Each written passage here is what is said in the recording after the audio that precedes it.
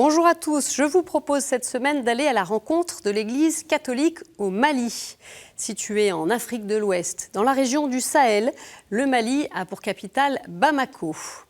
Sur 23 millions d'habitants, 93% sont musulmans. De leur côté, les chrétiens sont une toute petite minorité, autour de 4%, mais leur rôle est essentiel dans une société malienne fragilisée par la crise sécuritaire et socio-politique qui perdure. Je retrouve notre invité.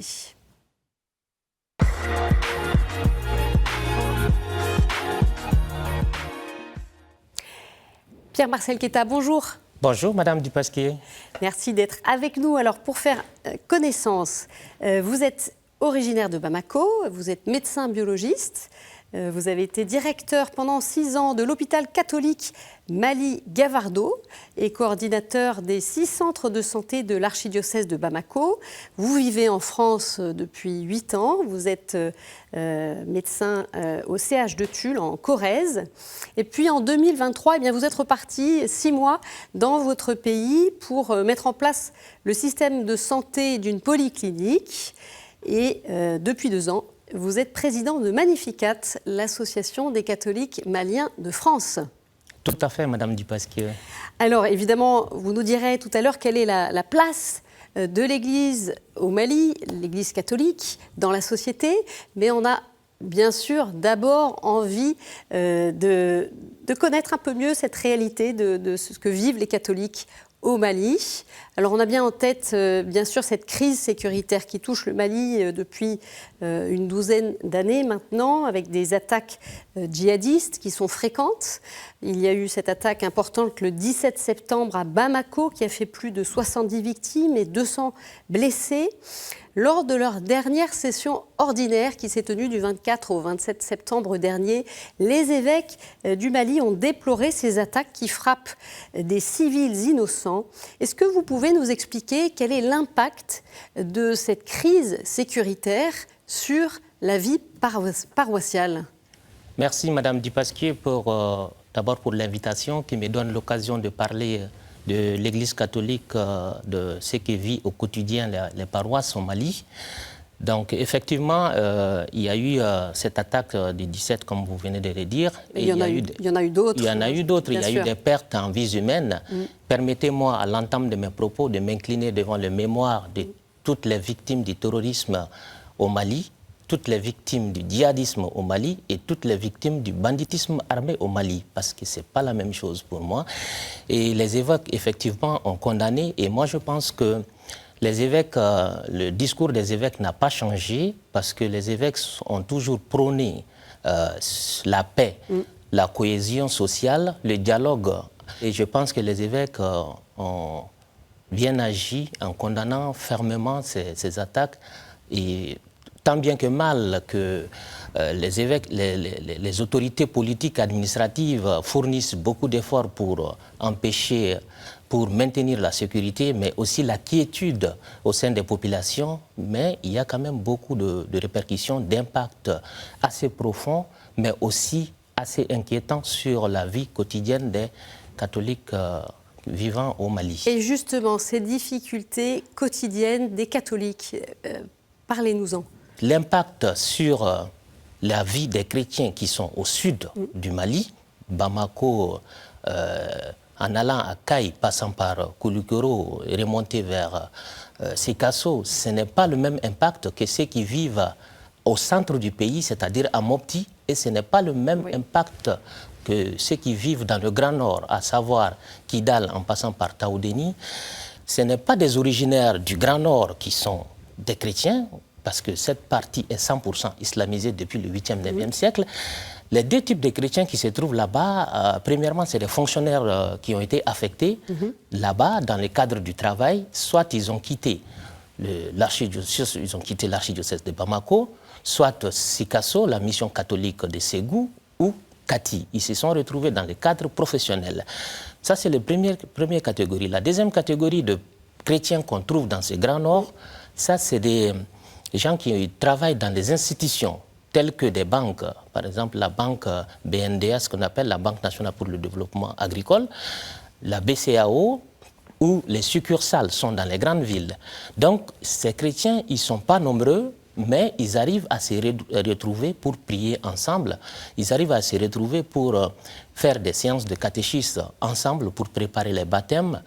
Et aussi, il est important que ils sont très bien organisés, surtout les femmes sont très bien organisées en petits groupes qui font des prières ensemble, mais aussi qui ont un regard assez pointu sur la gestion communautaire aussi des biens de l'Église dans ces localités. Donc c'est surtout des communautés de base, ce que vous nous dites, oui. Sans forcément la présence d'un prêtre. C'est variable? Oui, ce qui s'est passé comme impact, c'est que dans des zones où l'insécurité est grandissante, où le risque est élevé, il y a eu un déplacement massif des populations vers les communes, des communes rurales vers les communes urbaines qui sont censées être sécurisées, protégées. Donc, lorsqu'ils arrivent là-bas, ça crée deux effets. Le premier effet, les communes rurales où ils ont quitté, il va rester quelques familles qui vont rester, qui seront isolées. Donc il y a déjà un isolement de ces familles, mais qui vont continuer à ne pas avoir accès aux enseignements religieux. Et comment elles font du coup? Ils arrivent à se regrouper, à se retrouver de temps en temps, à prier ensemble, mais aussi, il faut reconnaître, saluer l'effort de l'évêque de Mopti et de tous les prêtres de Mopti qui arrivent, parce que l'insécurité, comme je l'ai dit, au nord du pays, ce n'est pas la même chose qu'au centre, ce n'est pas la même chose qu'à Bamako, où en général, on arrive à faire les célébrations liturgiques, les célébrations, les baptêmes, les mariages, on arrive à les faire au sud du pays, de façon générale, au centre du pays, à Mopti, de façon générale, on arrive à le faire. Mais par contre, au Grand Nord, c'est beaucoup de difficultés. Et deuxième impact, comme je l'ai dit, les populations qui se déplacent pour population rurale vers la population urbaine, ces familles qui se déplacent, une fois arrivées au niveau urbain, il y a un surplus, un surnombre de gens qui arrivent, et c'est l'Église qui doit faire face à ces nombres qui n'étaient pas, nombre de déplacés qui sont arrivés. Oui. Et ce nombre arrive, il y a des besoins spécifiques qu'il faut d'abord trouver un logement pour eux, trouver à manger pour eux, trouver des nattes, des tentes, des bâches, trouver du savon et de la nourriture. Mais également, il y a un aspect très important qu'on oublie, c'est que l'accompagnement psychologique de ces personnes. Et le prêtre qui se trouve, ou le religieux ou religieuse qui se trouve là-bas, joue ce rôle, tous ces rôles de psychologue, de soutien moral. Donc, une augmentation également des besoins humanitaires, mais aussi des besoins d'accompagnement sur le plan psychologique. Et on l'entend, l'Église est en première ligne pour cela. Alors on va aussi parler des jeunes de votre pays. Il y a des lieux importants d'engagement dans l'Église, comme le mouvement Les Amis de Kizito, que vous connaissez, les JDJ, les Journées diocésaines de la jeunesse. Celles de Caille ont d'ailleurs repris après 10 ans d'interruption, notamment en raison de la crise sécuritaire. Que viennent y puiser les jeunes dans ces différents mouvements, ces différents événements? Oui, il y a effectivement pas mal d'activités organisées au niveau de la jeunesse. Donc les jeunes, ils viennent puiser des connaissances pour leur propre connaissances pour leur propre formation, mais également sur le plan moral, mais aussi sur le plan spirituel. Il y a des thèmes qui sont débattus, des thèmes que eux-mêmes souvent ils choisissent.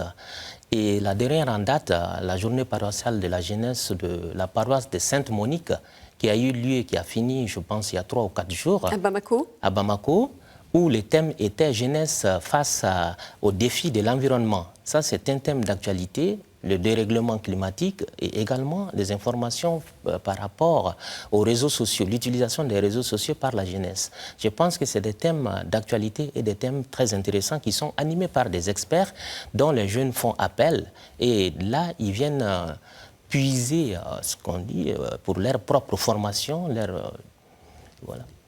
Et voilà, une jeunesse qui fait face à de nombreux défis dans votre pays. Alors il y a un lieu aussi qui est cher aux Maliens, c'est le pèlerinage de Kita. Pèlerinage national qui aura lieu le prochain, ce sera du 30 novembre au 1er décembre. Que représente ce lieu pour les catholiques maliens?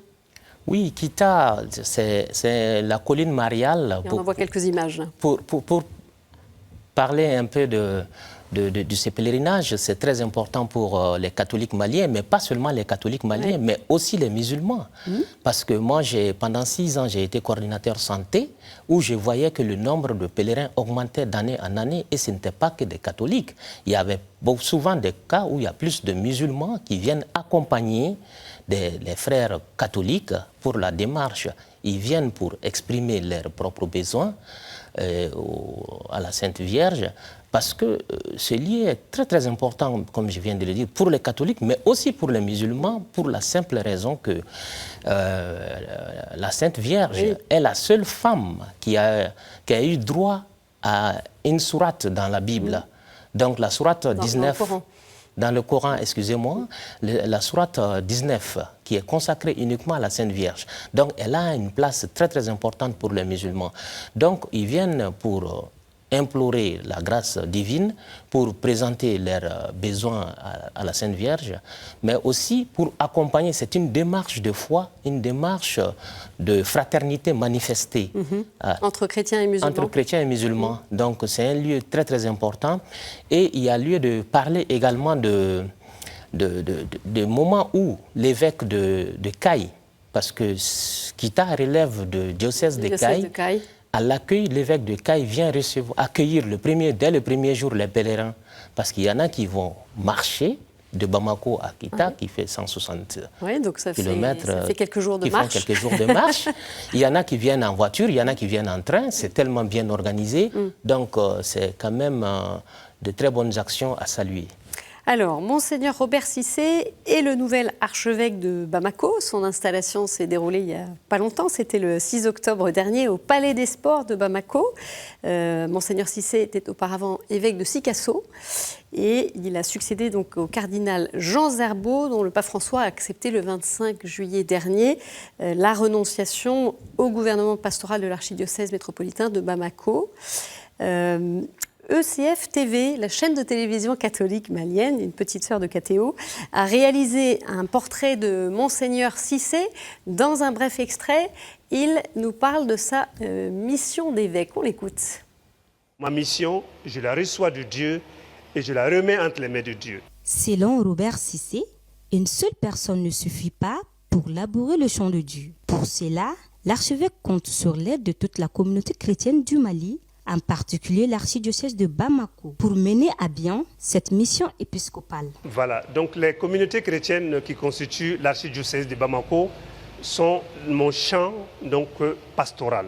Et je ne voudrais pas être le seul qui travaille dans ce champ. Je voudrais que ceux qui sont dans ces communautés et qui sont protagonistes de la mission, que ceux-là vraiment entreprennent de s'activer, de travailler, d'aller de l'avant, de ne pas s'arrêter, de vivre, d'agir de sorte que la vérité de l'Évangile éclate et que chacun soit donc sauvé. Merci à nos confrères de CFTV pour l'utilisation de leurs images. Alors, Monseigneur Cissé qui appelle les chrétiens à s'activer. Alors justement, on sort du synode. Qu'est-ce que ça veut dire aujourd'hui pour les catholiques au Mali de s'engager dans l'Église ? Oui, moi je pense que ce que Monseigneur Cissé vient de dire, déjà ce qui est très important parce que le pape est dans cette démarche de synodalité, c'est-à-dire l'implication des laïcs aussi dans les prises de décision. Et aussi, Monseigneur Cissé, il est conscient de l'enjeu de la mission. C'est pour cela qu'il parle, il demande à tous ceux que les catholiques soient activés, se joignent à lui pour atteindre les objectifs. Et il serait bien qu'il se fasse entourer par une équipe pluridisciplinaire, donc qui pourra vraiment l'aider dans sa tâche quotidienne. Donc que les catholiques se mobilisent, s'activent autour pour aller de l'avant ensemble, je pense que c'est par rapport à l'immensité de la tâche, au volume de la tâche dont il est conscient, et parce qu'il vient à la tête de l'archidiocèse de Bamako, il est sur un terrain connu pour avoir été pendant des années professeur d'université à Samaya, et il participait à la pastorale sociale de l'archidiocèse. Donc il est un terrain connu, il connaît bien un peu l'archidiocèse de Bamako. Donc quand il appelle les fidèles à venir, à s'activer pour aller de l'avant, je pense que c'est une très bonne idée qu'il se fasse entourer et qu'on évolue tous ensemble. Alors, l'Église catholique au Mali, bien que très minoritaire, a un rôle important dans la société. On l'entend dans ce que vous nous dites, et notamment dans des situations d'urgence. Vous parliez tout à l'heure des déplacés. Il y a eu aussi ces fortes inondations qui ont frappé le Mali cet été, une situation inhabituelle dans la région. Il y a eu plusieurs dizaines de victimes et 350 000 sinistrés dans différentes zones du pays qui ont été touchées. Les autorités maliennes de transition ont décrété fin août l'état de catastrophe nationale, et la rentrée scolaire prévue début octobre est reportée pour le moment au 4 novembre.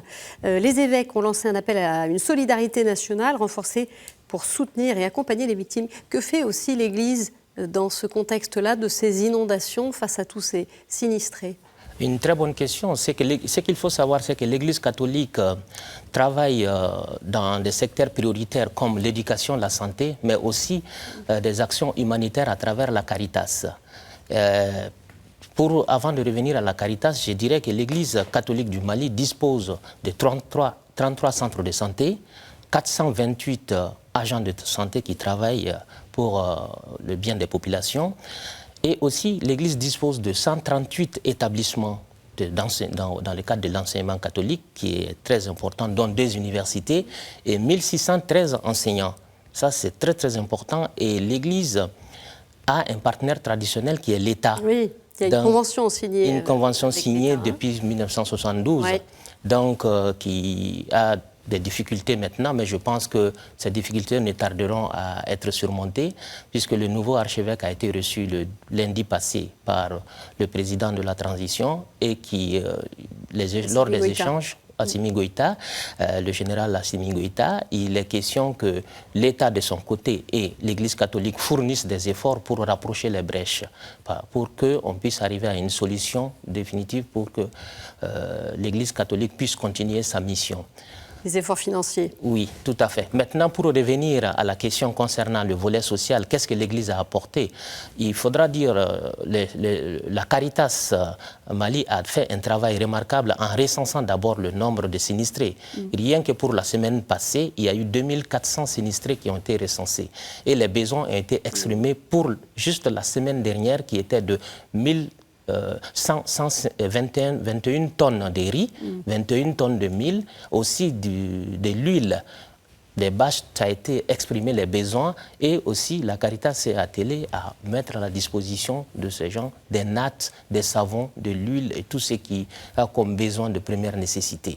Donc l'Église fait beaucoup de choses, mais comme elle le fait sans se montrer, ni, comme on dit, sans tambour ni tam-tam. Donc voilà, elle puise ça dans l'Évangile, que la main droite ne sache pas ce que la main gauche donne. C'est ça qui explique. Pierre-Marcel Keita, très rapidement, parce qu'on n'a plus beaucoup de temps avant de nous quitter, une question avec une tonalité un peu plus personnelle, spirituelle. Quelle est là où les personnalités chrétiennes maliennes, passées ou présentes, qui vous inspirent? Moi, j'ai été inspiré par 2 personnes. La première personne, c'est Monseigneur Luc Auguste Sangaré, qui a été archevêque de Bamako. Inspiré pour sa vérité, parce qu'il était connu pour son franc-parler, et tout le monde attendait son discours de fin d'année parce qu'on sait qu'il va dire la vérité. Et nous voulons des langages de vérité et sa fermeté. La deuxième personnelle, c'est son éminence, le cardinal Jean Zerbo, pour la grandeur de sa personnalité. Aussi, j'ai vécu avec lui, auprès de lui, à côté de lui, beaucoup d'actions sociales qu'il fait et qu'il ne montre pas.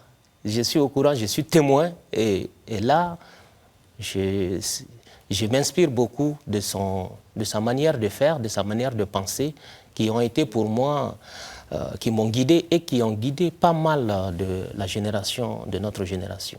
Une phrase, peut-être une prière, mais très brève, une phrase de prière peut-être à nous partager. Oui, une prière pour la paix au Mali, Voilà.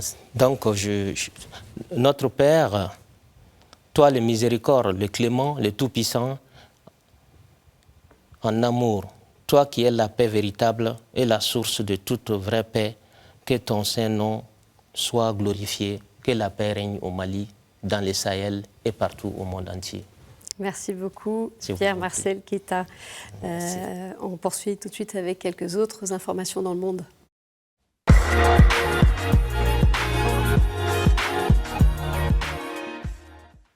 En Espagne, l'Église se mobilise pour venir en aide aux victimes des terribles intempéries de ce début de semaine qui ont frappé la région de Valence dans le sud-est du pays, qualifiées d'inondations du siècle par la presse espagnole. Elles ont, selon un bilan provisoire, provoqué la mort d'au moins 95 personnes et fait de nombreux dégâts matériels. Un deuil national de 3 jours a été décrété. Distribution de repas chauds aux personnes âgées isolées, accueil de rescapés, nettoyage des rues. Les paroisses locales s'organisent pour répondre aux besoins les plus urgents, tout comme Caritas Espagne, qui fournit de l'aide aux victimes dans plusieurs localités en coordination avec les autorités civiles. Des messages de solidarité du monde entier ont afflué.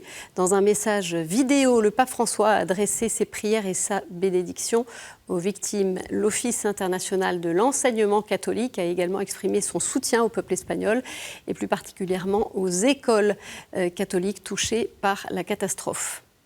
En République démocratique du Congo, des centaines de fidèles se sont rassemblés ce mardi 29 octobre à Bukavu, ville située dans l'est du pays, en mémoire de Monseigneur Christophe Munzi Irva. L'ancien archevêque jésuite de Bukavu, ardent défenseur des droits de l'homme, a été assassiné en 1996 durant la guerre menée par la FDL, l'Alliance des forces démocratiques pour la libération. Afin de marquer ce 28e anniversaire, les rues de la ville ont été décorées de portraits de cette figure de foi. Une messe solennelle a aussi été célébrée en la cathédrale de Bukavu par l'archevêque Monseigneur François-Xavier Marois. La cause de béatification de Monseigneur Munzi Irva a été introduite il y a une dizaine d'années par l'archidiocèse de Bukavu en collaboration avec la province d'Afrique centrale de la Compagnie de Jésus. Et on termine avec cette information qui nous est parvenue de Gaza. Dimanche dernier, 16 jeunes de la paroisse catholique de la Sainte Famille se sont consacrés à Jésus par Marie lors d'une messe spéciale célébrée à l'occasion de la fête de Notre-Dame, reine de la Palestine et de Terre Sainte. Cet acte de consécration est l'aboutissement de 3 mois de préparation et de réflexion pour ces jeunes qui se sont livrés à la méditation quotidienne et à l'étude approfondie des textes de Saint Louis-Marie Grignon de Montfort, traduits en arabe.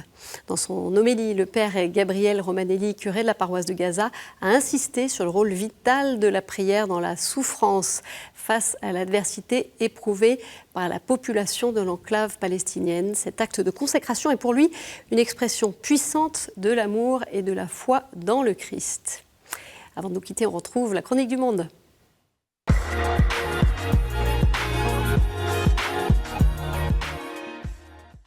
Et c'est Annabella Labèche, laïque catholique à Port-Louis, à Maurice, qui nous donne des nouvelles. Ravi de vous retrouver pour cette chronique.